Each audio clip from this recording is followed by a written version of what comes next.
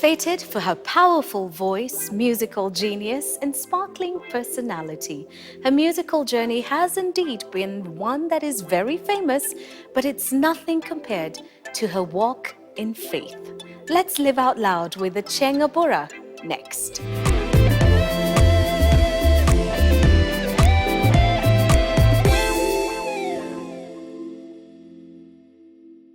Hello and welcome to Sheila Lives Out Loud. I am Sheila and I'm glad that you're here with us. Remember to subscribe to this channel and please click on notifications so you never miss out on an episode. But we're living out loud at Westwood Hotel with the one, the only Achieng Abura. Good day to you, lovely lady. Good day to you too, Sheila. It's been a while and lovely to see you. I think the last time we saw each other was on a stage, Yes. on a reality TV show. Project Fame. Miss you as principal, and I still think you did the best job ever. Oh, thank you. But karibu sana, thank you for making the time to sit here with us. Thank and you. when we talk about Achieng Abura, Yes. we're talking powerful vocals, we're talking amazing music, we're talking touring across the globe, awards from all of Africa. I mean, you're the only Kenyan female artist who's ever won a Kora Award. Let's start there. Well, I can say my music started when I was very young. I loved to sing all over the house, making noise all over the house. And so when I was doing Standard 7, in those days they called it Standard 7, just in case you know 844. But and my mother, who was a great influence on me, she told me, if you pass very well in your CPE, you'll have a piano. And she had so much confidence that the day the results came out, that afternoon a piano was delivered. Fantastic. And I was second in the region. Well done. Yeah. Well done. Fast forward, there's so many things about you that we could talk about that people don't know. Yes. Education has always been something you believe in. Yes, You've I gone do. all the way up. You've got an MSc. Yes. And you love the environment. Yes. But music has always been part of your journey. Right. Why? I believe that God gives us gifts.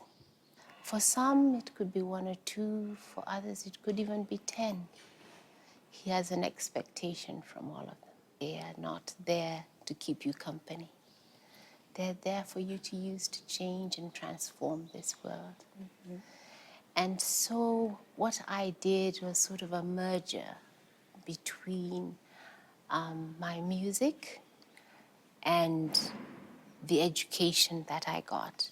And by the way, when I went to the US to study, my parents told me, you're going to study, but you do music, we're not going to pay.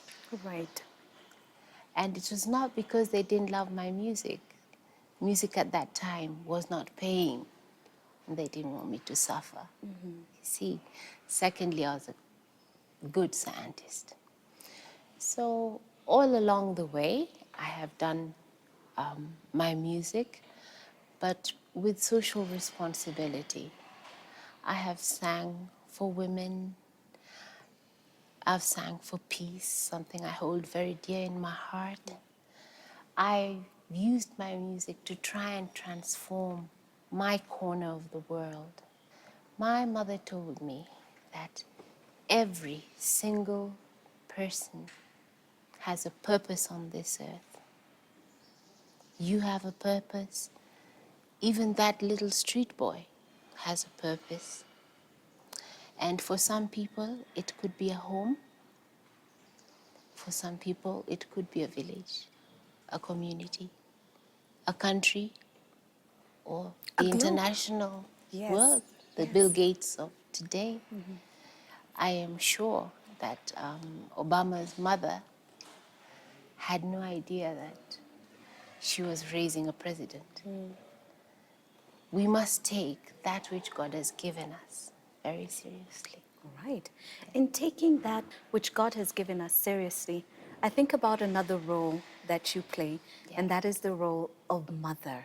Yes. How did you juggle raising a young man Yes. with touring the globe? Because you've performed on stages worldwide. Yes. What was that like, balancing the two? One, I'm a single parent with an adorable son. He's 23 now and my best friend. Of course, when I'd travel, then he would stay with my sister. And I appreciate that greatly. And those were hard times, you know, for me to be separated from him. My son, though, was born with sickle cell anemia. It was diagnosed from birth. The very interesting thing is I'm one of those mothers who read up a lot on how do you bring up a child well. I think every mother tries to get as much information as they possibly Sometimes we can. get too much information. Yeah. And so I was one of those mothers who breastfed my son for 3.5 years. Okay, most textbooks say by 2 years it's a wrap, if not 6 months. Right. But guess what? It kept off his sickle cell. Oh, The sickle cell came and showed itself after. he stopped breastfeeding. Right. These are small indicators. The importance of breastfeeding your child, you never know. What you could And be keeping them from. Keeping them from, and as he grew up, his sickle cell, most people didn't believe he was a sickler. He played rugby captain. He was strong, but once in a while the sickling would Okay. put him down.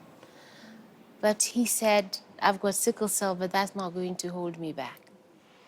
So I believe those extra Months and days of love yes kept him going made him a stronger person. and helped him to get to where he was.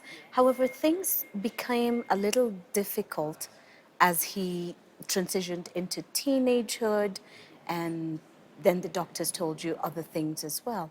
Let's talk a little bit about that. I can recall that when he was doing his Form 4 under the British system, so he would go into IB. In one of his exams, he had to go with morphine, and the adjudicator didn't notice that the morphine knocked him off. Oh no. And then I started realizing things are not quite right. And I went to our family doctor, and he started having seizures.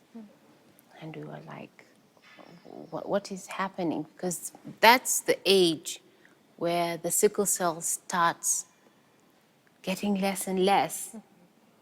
And for some people, it dwindles and they live almost a normal life. Once in a while, they take Panadol. I've met sicklers who by 30, they're just taking Panadol. Oh, I'm feeling like I'm a bit off.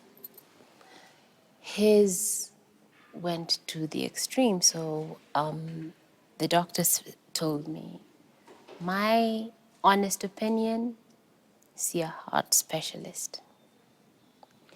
So I went to see the first heart specialist, and she saw the problem immediately. He has a weak valve, something that has been in my family. My grandfather died of it, my mother, my sister, my brother. So it runs in the family. So far, I am good. I'm one of those who are Could have lucky. skipped you and It then skipped me and went to my son, which saddened me very much.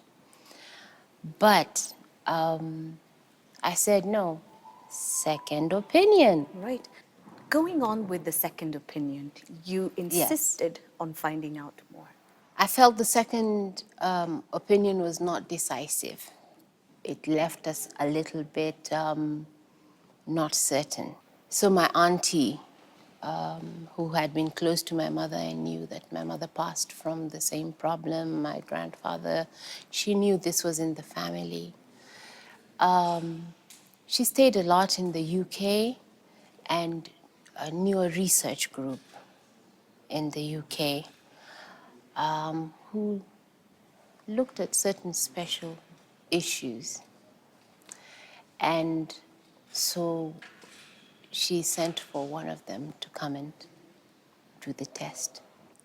I crossed my fingers and said, you know, things will work out well. Well, the outcome was that he has a heart condition, a weak valve, and 5 months to live.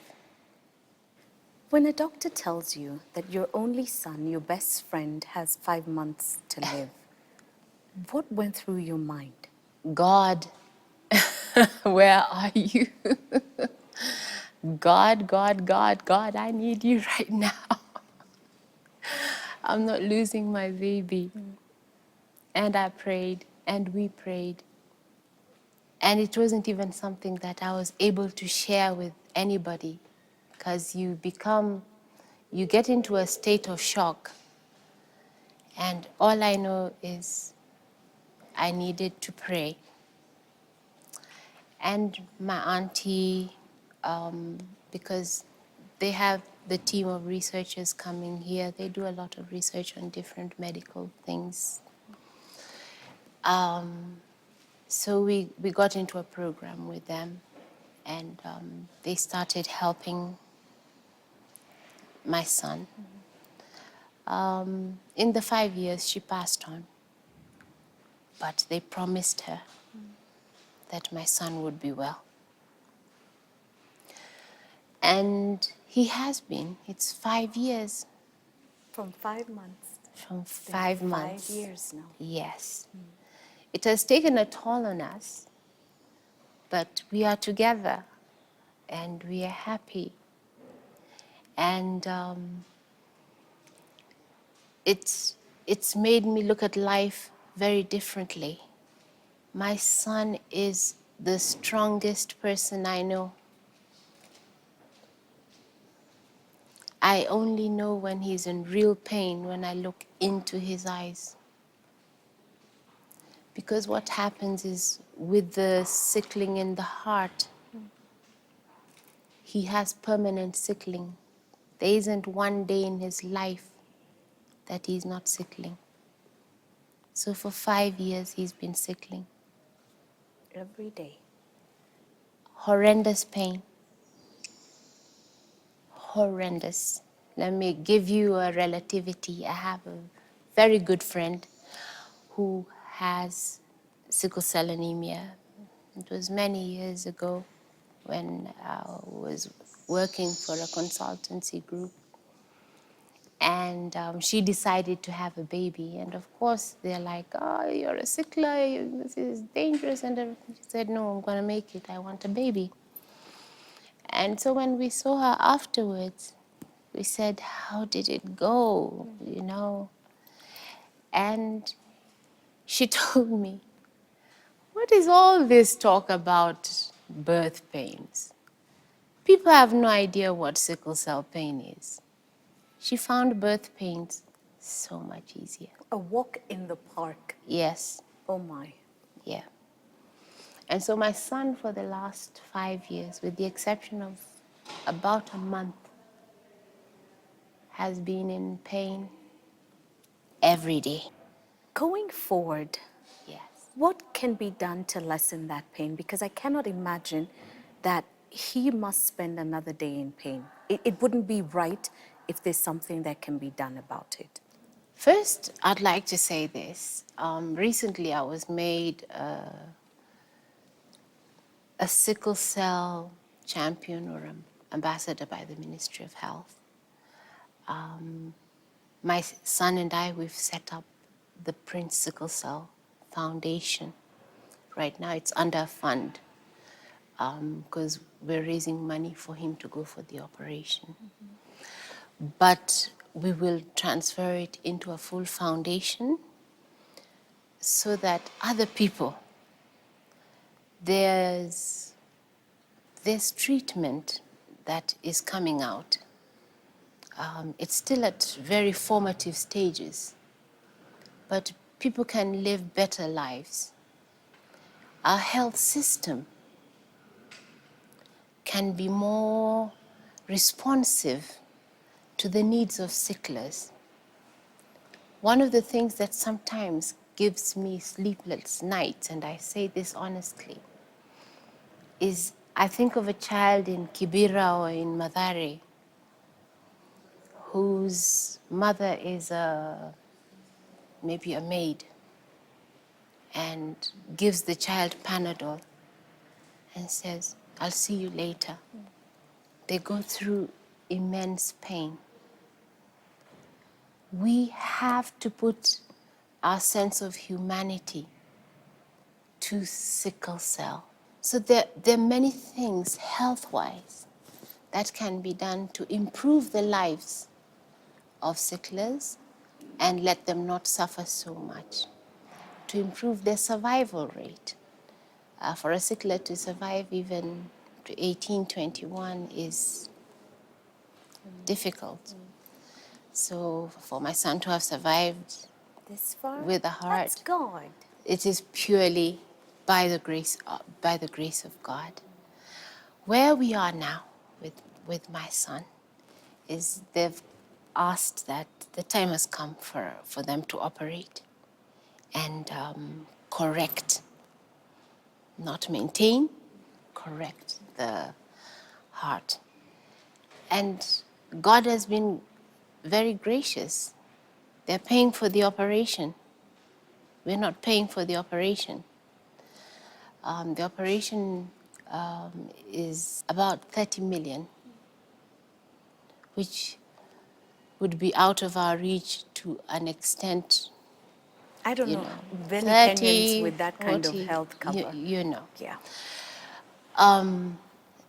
Sicklers don't even have proper health cover, period. You know, they're in hospital all the time. But what we are trying to raise now is the airlift for him, to steady him. They need him steadied, checked, vitals, get him on a plane, and get him there, get me there to be with him, and for the period of the recuperation. The air ambulances are very expensive. Some are like 12 million. So we're looking at cheaper options, and we're trying to raise about 4 million so that we can travel with a doctor, with a nurse, with oxygen, with everything that is needed. Right. It has been 5 years. So my capacity is greatly diminished. Secondly, as the 5 years have gone, the cost of medication Goes up as well. goes up as well. So that has been also another factor that we've been dealing with, making sure he has the medicine. And so what we're trying to do is we opened an Mchanga account. It is slow, but I am very grateful for everybody who, I mean, there are people, when we went to Radio Waomini, there are people who were donating 400, 200. And you know why that touched me the most? Because it was coming from Here. here. It's what they have. Yes. Yes. And I have faith that we will raise the money. And so for me, I know by grace and by prayer, we will overcome this with my son. But I have a duty to do. And so does my son. Achieng, the doors always remain open on Living Out Loud. I'm so glad to see you. It's been far too long.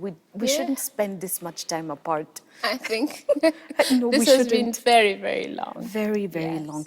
But as we close, Yes. we'd like you to share the number Yes. so that we can walk with you and Yes. support you. Right. And also, you know, because I'm sure in your heart, when you have enough for Prince, whatever else is left is going to Yes. go to somebody else who also needs it. So what Definitely. is that number? Before I give the number, Yeah. I want to thank all those who have already given me support. The Mchanga number is pay bill number 891-300, and the account is Abura, Abura. Sometimes the Mchanga number can give difficulty entering, Yeah. so you can send to M-Pesa number 0719 23 55 11. Okay. That's That's those the are the ways that numbers we can support you. Yes. What we are going to do, we're going to post those numbers on my social media sites. Yes. We'll put them up on the show as well. Yes. So then those numbers, for anybody who wasn't quick enough to find a pen and a paper, can write those numbers down Yeah. and walk with you. You have given us the music of your life, and it's time for us to give you back the music of your life. Thank you. Thank you. And I just want to thank God for this opportunity of us being together, sharing my story. Yes. And I'd just like to tell everybody, even in the midst of darkness, even in the midst of a harrowing life, smile, because you're never alone. No. Our Father is with you. Amen and amen. Thank you very much. We're so glad that you've tuned in, and you hopefully have subscribed to the channel already. If you haven't, please do so and share with a friend. Click on notifications so you never miss an episode. We are at Westwood saying bye for now, but in all ways and in all things, remember to live out loud. Bye.